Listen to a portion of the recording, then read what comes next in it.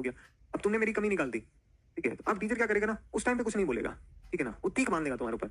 अगली बार क्या करेगा, तुमसे प्रश्न पूछेगा, और जब क्वेश्चन पूछेगा उस वक्त तुमने अगर आंसर नहीं दिया, तुमको मुर्गा बनाएगा ढंग से, तुम्हारी मतलब रैली निकालेगा ढंग से, ठीक है ना। अब बोल तू टेक्निकली अभी ना बुरा नहीं मानना, लेकिन अभी ना आरपीएससी कर रही है, इतने एग्जाम लीक हुए हैं, इतनी सारी प्रॉब्लम्स हुई है, सारी चीजें हुई है, तब कहना कि यूथ जो है वो क्वेश्चन करेगा कि यार ये क्या किया है तुमने, पूरा खिलवाड़ करके रखा हुआ है पिछले इतने टाइम का ना। थोड़ा सा झपीड़ मारो यूथ को, यूथ को समझ में नहीं आए, क्योंकि यूथ बोल ही नहीं पाए।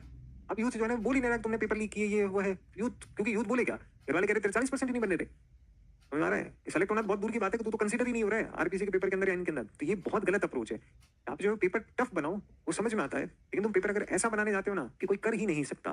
ठीक है, ये गलत अप्रोच हो जाता है। आप स्टूडेंट्स को सेलेक्ट करने के लिए बैठे हुए होते हो, और मेरे को इसमें कोई दिक्कत नहीं है, अगर ये लोग पहले से ऐसे कर रहे होते समझ में आता। और जब तुम कांड करके और ऐसी चीज करते हो ना, तो हो सकता है आम आदमी को ना समझ में आए, हमको समझ में आता है कि यार ना तुम क्या कर रहे हो, ऐसे मत करो एटलीस्ट। अब देख लो, कोई भी तुम में से एक भी नहीं बोला, पेपर लीक के बारे में नहीं बोल रहा, कोई गड़बड़ी हो रही है उसके बारे में नहीं बोलेगा,